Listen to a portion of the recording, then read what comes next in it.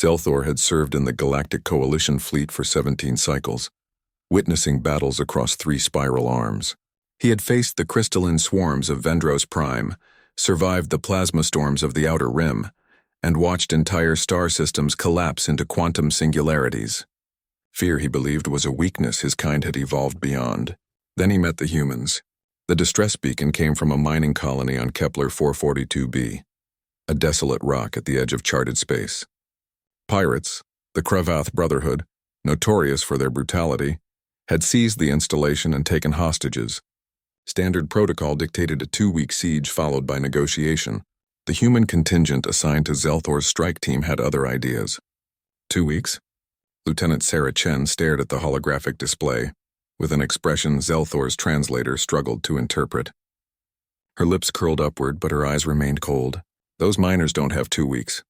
Commander Vexnall, a Threxian with 4 eyes and centuries of tactical experience, chittered dismissively. The Cravath occupy a fortified position with superior firepower. Patience is— Screw patience, interrupted Corporal Marcus Webb, checking his weapon with practiced efficiency. We're going in tonight. Zelthor's chromatophores flickered purple with confusion. The humans numbered only 6 among the 30-strong team. They possessed no advanced technology, no psionic abilities, no exoskeletons like the Vryn warriors. Just fragile bipeds with short lifespans and laughably limited senses. Yet something in their demeanor made his instincts scream warnings his conscious mind couldn't comprehend. The assault began at 300 hours. The plan was simple, perhaps too simple. While the main force provided a distraction at the colony's eastern perimeter, the humans would infiltrate through the maintenance shafts. Zelthor, curious about these strange creatures, volunteered to accompany them. He immediately regretted that decision. The shafts were cramped, dark, and filled with superheated steam that would have boiled most species alive. The humans simply adjusted their suits and kept moving. When they encountered a locked bulkhead, Chen produced a cutting torch and sliced through reinforced titanium as casually as one might peel fruit. "You know," whispered Private James Rodriguez, his voice transmitted through the comm system, "my abuela makes tamales spicier than this steam." The others laughed. Actually laughed. In enemy territory surrounded by hostiles, they joked. Zelthor's chromatophores shifted to deep violet, the color of existential dread among his people. They emerged into a storage bay where 3 Cravath guards stood watch. The pirates were massive creatures, each weighing over 300 kilograms with reinforced carapaces that could deflect standard pulse weapons. Coalition doctrine recommended at least 5 soldiers per Cravath combatant. The humans killed all 3 in under 10 seconds. Zelthor barely saw it happen. Chen moved like liquid shadow, her blade finding the gap between helmet and chest plate with surgical precision. Webb's weapon, some primitive projectile thrower, barked twice and 2 pirates collapsed with holes through their skulls. Rodriguez swept the third's legs, and before the creature could rise, Sergeant David Park had driven a monowire through its throat. No hesitation, no mercy, just efficient, terrifying violence. "Clear," Chen whispered, already moving toward the next corridor. They navigated deeper into the facility, and Zelthor witnessed something that would haunt him for the rest of his long life. The humans didn't just fight, they adapted. When they encountered energy barriers, they rerouted power conduits. When sentries blocked their path, they created diversions using nothing but scrap metal and chemical compounds. When ammunition ran low, they fashioned weapons from their surroundings with horrifying ingenuity. But it was in the hostage chamber that Zelthor truly understood. The Cravath had wired the room with explosives, threatening to detonate if coalition forces advanced. 23 miners cowered against the far wall, while 5 pirates held the trigger mechanisms. A standoff. An impossible situation.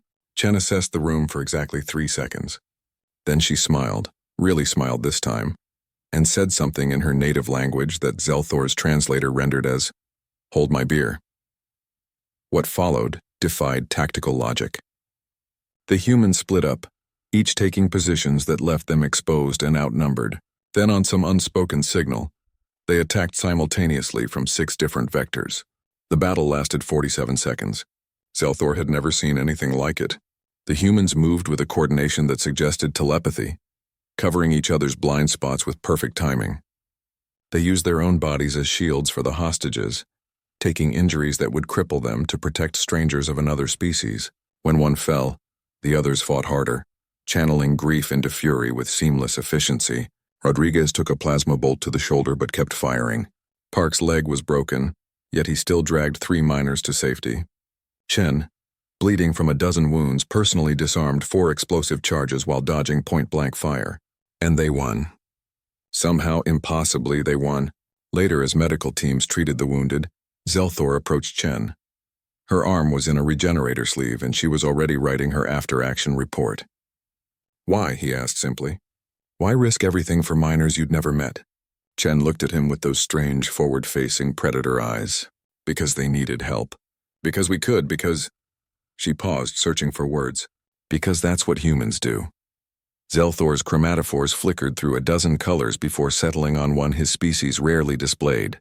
Deep, abiding respect tinged with primal fear. He had finally understood the truth that echoed through coalition command channels. The warning whispered among species who'd observed humanity's rapid expansion.